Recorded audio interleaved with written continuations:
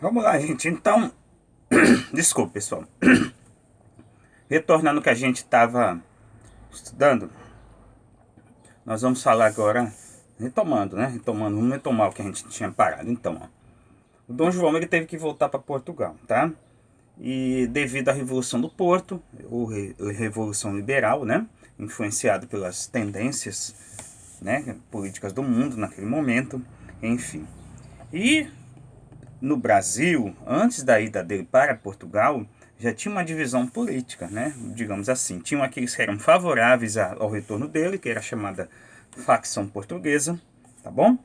Que era formada principalmente por altas patentes militares, burocratas e pessoas interessadas em subordinar o Brasil a Portugal, né? Voltar ao que era antes da chegada da família real, tá? Tá bom? E tinha o chamado Partido Brasileiro, né? Que era formado por proprietários rurais das capitanias que eram próximas à corte, tá bom? No caso, Rio de Janeiro, burocratas e membros dos judiciários nascidos aqui no Brasil. Tudo bem? Também estava do lado do Partido Brasileiro portugueses que lucravam com a permanência da família real no Brasil, tá, gente? Pessoas que tinham investido e pessoas que tinham casado com pessoas aqui do Brasil, né? Tá? Então isso é um ponto fundamental. Então tinha um partido que era a facção portuguesa e tinha um chamado Partido Brasileiro. Não era obviamente um partido como a gente imagina hoje, né? Um partido político do dinheiro, mesmo que seja frouxo, né? Um partido político no Brasil é bastante frouxo, né? O cara muda de partido na hora que quer, mas não é nesse sentido, tá? Era no sentido de que todo mundo estava junto com o ideal naquele momento ali da nossa história, tá? Tudo bem? Então, nesse momento, também a gente tem que tocar num ponto que era a questão da maçonaria, tá, gente? Aquela sociedade secreta que foi fundada lá no século XVII, né? Na França, né? Então, maçom, a própria palavra maçom vem de pedreiro, né? Em francês. Então, essas sociedades secretas da maçonaria serviram para se divulgar o movimento escondido, né? Obviamente, esse movimento, que movimento, professor? O movimento da independência, né? Escondido das autoridades portuguesas, tá bom? Então, muitos dos caras que lutaram pela nossa independência estavam, sim, no grupo de maçons, tudo bem? Tá? A maçonaria, no século XVII, né, ela foi criada como a visão, né, de combater as tiranias da Igreja Católica. Bom, aqui no Brasil, muitos padres faziam parte disso. Então, tem um outro sentido, né? Que é o quê? Um sentido anti-absolutista, né? Em busca da liberdade, ok? Tá bom? Mas, professor, por que os padres? Porque os padres são as pessoas mais estudadas no Brasil naquele momento. A gente pode esquecer isso, né? Que a maior parte da população no Brasil era de analfabetos. Tá bom? Se a gente for incluir a população escrava, então isso aí vai longe, vai mais de 90% da nossa população, né? Então aqueles que realmente eram entendidos, né, os intelectuais, a maior parte eram pessoas ligadas à Igreja Católica, ok? Tá bom? Então, como a gente já comentou no vídeo anterior, né, o Dom João acabou retornando, deixou o filho dele Pedro, né, que seria o Pedro I futuramente, né? Ele foi embora com 4.000 portugueses, tá? Enfim. E nos meses seguintes teve as eleições para as cortes, que seria o quê? As eleições para as cortes. Seria os deputados no Brasil, né? E entre esses deputados estavam pessoas chamadas radicais, né? Que eram, inclusive, a favor da independência, né? Por incrível que pareça, as cortes ainda estavam dentro de um contexto de monarquia de Portugal-Brasil, mas já tinha gente ali se articulando pela independência do Brasil, que seriam Cipriano Barata, da Bahia, Muniz Tavares, de Pernambuco, Antônio Carlos Ribeiro de Andrada, de São Paulo, o irmão do José Bonifácio, tá bom? Enfim, também se incluía o Padre Feijó, que depois a gente vai ver o período da regência, né? Ele estava envolvido, o regente Feijó, futuramente, né? Ou o senador Feijó, nome de rua em Santos, né? Por exemplo. E Nicolau de Campos Vergueiro, também nome de rua em Santos, né? A gente não pode esquecer que foram políticos que posteriormente tiveram algum destaque já na época do Império, ok? Enfim, gente. Então essas cortes, o que eram as cortes? Como se fosse uma assembleia, né? Uma assembleia constituinte. Elas se reuniram antes da chegada dos deputados brasileiros lá. Então foi uma tremenda uma crocodilagem. A ideia deles era esvaziar o poder dos brasileiros que iriam até lá, né? Eram 75 deputados do Brasil no total de 200, né? Então eles fizeram isso mesmo para prejudicar os brasileiros, né? Nesse momento, tá? Isso foi um ponto de discórdia. Outro ponto de discórdia, né, é que os governos provinciais aqui do Brasil, né, eles que até então eram independentes, passaram a se subordinar diretamente a Lisboa, tá? E eles tentaram, as cortes tentaram revogar os acordos comerciais de Portugal com a Inglaterra também, tá bom? Então tudo isso foi agitando os ânimos aqui no Brasil com a provocação, né, que ele chamava os brasileiros de macaco, né, que os brasileiros tinham sido, né, apanhados na costa da África, enfim, né, a ideia de associar o brasileiro com a escravidão, ok? Tá? Enfim, gente, é isso. Então tudo isso foi solidificando, né, a ideia de uma revolução no Brasil, né, digamos assim, uma revolução no sentido de quê? Uma independência mesmo, né? Tá? Mesmo que não fosse uma revolução no sentido tão radical como da independência das outras independências da América Espanhola ou da Revolução Francesa, mas havia um sentimento de rompimento, né, com Portugal, tá? Ok? Então a partir da ida do Dom João para Portugal, esses partidários do chamado Partido Brasileiro no Brasil, né, eles começaram a se reunir em volta do Dom Pedro, né, querendo convencê-lo, né, a ficar no Brasil no início, que é o tal do Dia do Fico, né, que ficou conhecido, né, como o Dia do Fico. Quem viu a novelinha da Globo lá, né, o Novo Mundo? Ah, professor, mas aquilo ali é uma ficção. Sim, é uma ficção, mas tem muito de verdade ali, né? Então o Dom Pedro acabou resolvendo ficar no Brasil. Foi o dia 9 de janeiro de 1822, né? Que todo mundo sabe, nas palavras que ele citou ali, né? Separa o bem e felicidade geral da nação, diga ao povo que eu fico, né? Tá bom? Certo? E aí ele ficou no Brasil. A partir desse momento, gente, ele acabou escolhendo um caminho sem volta, né? Porque ele estava desafiando as cortes, tá? Mesmo com a declaração, né, do Senado da Câmara, da janela do Palácio, dando vivas à religião, Constituição, rei constitucional, pai do Dom Pedro, né, Dom João, e ao príncipe constitucional e a União Portugal-Brasil, né? Teoricamente, as palavras elas acabaram ficando vazias, né? Quando o Dom Pedro resolveu ficar no Brasil, tá? Então foram atos de ruptura. Então Dom Pedro, a partir dali, né, começou a tomar algumas medidas, tá? Por exemplo, tropas portuguesas que se recusassem a jurar fidelidade a ele eram obrigadas a sair do Rio, né? Também formou um novo ministério aqui no Brasil, composto também de portugueses, mas principalmente de uma liderança brasileira, que era o famoso José Bonifácio, tá, gente? Que, como eu falei, né, quem viu lá a novela Novo Mundo deve lembrar, né, a figura do Bonifácio. O Bonifácio, tá, o José Bonifácio, ele era filho de uma família riquíssima de Santos, né? Um dos homens mais ricos de Santos era o pai do José Bonifácio, exportador de açúcar, né? E ele estudou no estrangeiro, né? Ele estudou, no caso, em Coimbra, né? Então ele acabou se tornando professor universitário lá, né? Ele era mineralogista, né? Tem até um mineral, a andradina, né, que foi descoberta pelo próprio José Bonifácio, tá, gente? Ele era um homem genial, um dos homens mais inteligentes que o Brasil já produziu, tá? Se não o mais inteligente, tá? E ele tinha dois irmãos, que é o Antônio Carlos, né? Antônio Carlos e o Martim Francisco. Quem já foi à Praça Independência em Santos já deve ter percebido aquela estátua lá, né? Então os três irmãos Andradas ali, tá? O José Bonifácio, o Martim Francisco e o Antônio Carlos, tá? Tá bom? Quem for à Praça Independência, obviamente com máscara, né? Para se proteger. Olha lá para a praça e diga depois o que você achou daquele monumento, tá? Aquele monumento foi inaugurado, tá, gente, em comemoração ao centenário da independência, tá? Tá bom? Assim como algumas praças em Santos, né? O Cruzeiro Quentista, né? Lembra o Cruzeiro Quentista em Cubatão? E não tem 500 anos, tá, gente? Os monumentos da Serra, aqui do Caminho do Mar, tá bom? Foram inaugurados naquele mês, né? Que estava se comemorando a independência, o centenário da independência aí no caso, tá bom? Lembrem-se que daqui a 2 anos, pouco menos já de 2 anos, né? Nós estaremos comemorando aí já o bicentenário da nossa independência, né? A gente não pode esquecer isso, tá? Se foi em 1822, em 1922 foi o centenário, e agora em 2022 estaremos comemorando 200 anos da nossa independência, tá? Tá bom?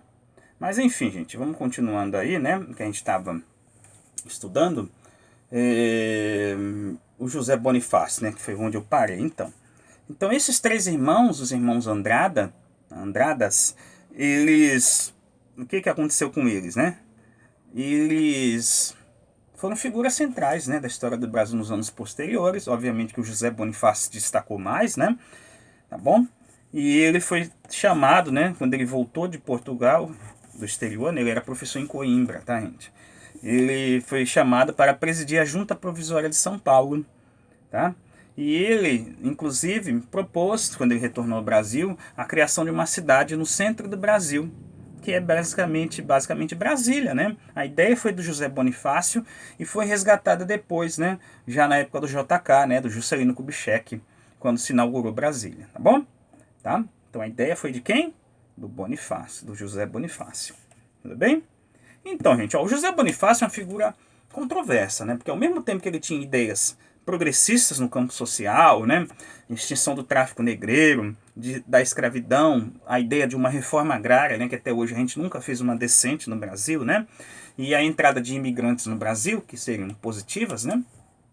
O que aconteceu? O José Bonifácio, por outro lado, ele era contra a democracia plena. Por quê? Porque ele tinha a lembrança da Revolução Francesa, né? Então, a gente tem que contextualizar o momento em que ele viveu, né? Então, ele viu o que tinha de pior na Revolução Francesa, que era um massacre, né? Um massacre de pessoas de bem, né? Aqueles mais bem nascidos. Então, isso tudo assustava muito ele, né? A democracia ele não entendia como algo positivo naquele momento, né? Então, num contexto de um homem daquela época, é natural, a maior parte das pessoas pensava dessa forma, né? Que a democracia plena não era positiva para o Brasil, tá bom? Então ele era contra isso, porque ele entendia, né, que ele era adversário das esfarrapadas bandeiras da suja e caótica democracia. Ele não era lá muito a favor disso. Então ele seria um liberal conservador, adepto da ideia de monarquia mesmo, tá bom? Tudo bem? Então, gente, é isso. Então, nos 4 anos anteriores à independência, né, a corrente conservadora, tá? Ela no início não queria a ideia da independência, mas no decorrer do movimento, né, não teve como, né?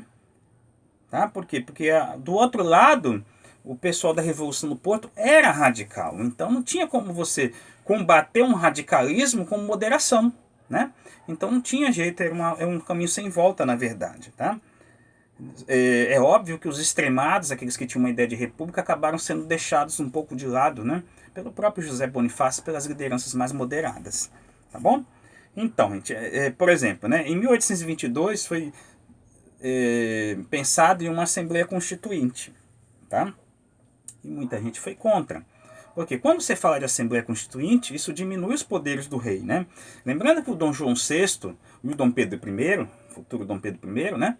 Eles eram reis absolutistas. Eles não tinham a divisão dos 3 poderes, né? Então isso diminuiria os poderes do rei. Então, obviamente que o Bonifácio era contrário a essa ideia, pelo menos no início do nosso império, né? Mas tinha muita gente que também era a favor, né, da diminuição dos poderes do rei, que eram, por exemplo, o Gonçalves Ledo, o Muniz Barreto, o José Clemente Pereira e o Martim Francisco, tá? Eles eram a favor. O próprio irmão dele era a favor de diminuir os poderes do rei. Irmão de quem, gente? Irmão do José Bonifácio, tá bom? Então, gente, continuando, então foi isso, né? O Dom Pedro, na verdade, é um jovem, né, de 24 anos. Ele era muito impulsivo, né? Então, às vezes ele tomava medida e daqui a pouco ele se arrependia. Quando se trata de política, às vezes não dá para você voltar atrás, né? Então, ele aceitou que tivesse essa constituinte, né? Só que quando você abre para democracia, né, vai ter gente que vai querer forçar mais um pouco, né? Enfim. Então, por exemplo, Gonçalves Leda era a favor da eleição direta. Só que acabou prevalecendo a ideia de uma eleição indireta, né? Aí no caso, entre os próprios deputados. Tá bom? certo? Enfim, gente, é isso, tá? Então, quando se convocou a Constituinte, acelerou-se a decisão do rompimento com Portugal, né? É uma coisa que a gente não pode esquecer. E as notícias vindas da metrópole, ou seja, de Portugal, continuaram as piores possíveis, né?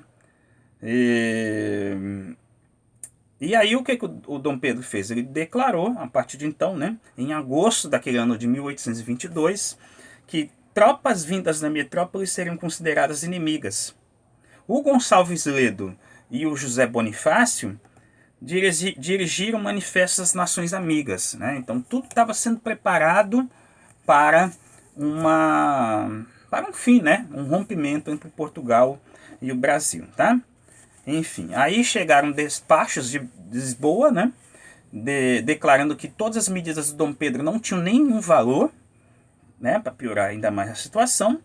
E aí aconteceu isso, né? O José Bonifácio e os outros foram acusados de traição. Então não tinha mais volta, né? Ou era isso ou, né? Você sofreria as consequências da repressão portuguesa, né? Então José Bonifácio e a princesa Leopoldina, né? Mandaram cartas para o Dom Pedro. Onde estava o Dom Pedro? O Dom Pedro tinha vindo a Santos, né? Na casa do José Bonifácio, tá? Controvérsias históricas do que ele veio fazer para cá, né? Mas enfim. E aí ele estava nesse caminho aqui da Baixada, né? Circulando por aqui. E uma das anedotas que se conta é que ele comeu alguma coisa que não fez bem para ele naquele dia, né? Ele passou na casa do José Bonifácio. E aí quando ele foi subir a serra, né, ele deu uma passadinha aqui em Cubatão, né? Enfim, que ele não estava bem e tal, né? Aquela história do chá de goiabeira, né? Com a família Couto, tá? E essa parada dele aqui, se ele tivesse ficado para cá, a Independência talvez tivesse sido aqui, né? Mas ele conseguiu se restabelecer um pouco e subiu a serra. Lembrando, gente, que o caminho era feito a lombo de mula. Não tinha estrada pavimentada, sofisticada. Tinha a calçada do Lorena, né?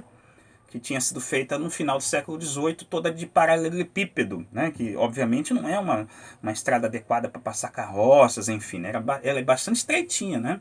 A calçada do Lorena. Enfim, aí ele subiu a calçada do Lorena e a instrução do Bonifácio e da Leopoldina era o quê? Que o cavaleiro que fosse encontrar o Dom Pedro, ele fosse o mais rápido possível, nem que fosse necessário arrebentar quantos cavalos fossem, para que encontrasse o Dom Pedro no meio do caminho, porque a Independência tinha que ser em São Paulo, né? Esse é o ponto-chave. Porque o Dom Pedro sabia que ele era impossível e que ele ia estourar ali, né? E de fato ocorreu, acabaram encontrando, né? O cavaleiro acabou alcançando a comitiva do Dom Pedro às margens do Riacho do Ipiranga, né? Próximo do bairro do Ipiranga, onde hoje em dia fica o Museu do Ipiranga, né? Ou Museu Paulista. Se vocês nunca foram lá, quando tiver oportunidade, visitem. É um excelente museu também, tá? Mas enfim, é isso. Então, acabaram alcançando Dom Pedro nesse lugar. E aí ele leu as cartas, né? Da Leopoldina e do Bonifácio. E aí ele resolveu, pelo aquilo que a gente já imaginava, né? Era 7 de setembro de 1822. E aí ele deu aquele chamado Grito do Ipiranga, né? Que todos nós conhecemos, né? O Independência ou Morte, tá? E a partir de então, ele, né, o Brasil entra num novo caminho, né? A partir desse momento, em dezembro daquele ano, né, de 1822, com apenas 24 anos de idade, o Dom Pedro se torna Dom Pedro I, primeiro imperador do Brasil. Só que o grande problema aí era qual? O Dom Pedro I era português, tá, gente? Ele era filho do rei de Portugal, que morre pouco tempo depois. E aí o que vai acontecer com isso? É uma história que a gente vai contar depois. O Dom Pedro é herdeiro, né? Não pode esquecer disso, ele é herdeiro do trono de Portugal. Então isso vai causar um problema posterior. Se ele é herdeiro do trono de Portugal, o que vai acontecer quando ele herdar esse trono? O Brasil vai voltar a se juntar com Portugal? Então é uma questão polêmica aí, em torno da figura do Dom Pedro I como o nosso declarador de independência, né? Tá? Porque ele era português e ele era herdeiro do trono de Portugal. Tudo bem, gente? Tá bom? Mas isso é uma outra história que contaremos mais para frente. O fato é que, em 7 de setembro de 1822, foi declarada a independência do Brasil por Dom Pedro I. Ok? Espero que vocês tenham gostado. Qualquer dúvida, é óbvio, né, aos meus alunos do Lorena e àqueles que acompanham meu canal, é só postar, é só perguntar, tá bom? Enfim, agradeço a todos que assistiram. Se você gostou, dá o joinha, compartilha, se inscreva no meu canal, ative os sininhos, tá? Eu agradeço muito a todos vocês que assistiram, ok? Espero que tenham gostado mais uma vez e até a próxima, se Deus quiser.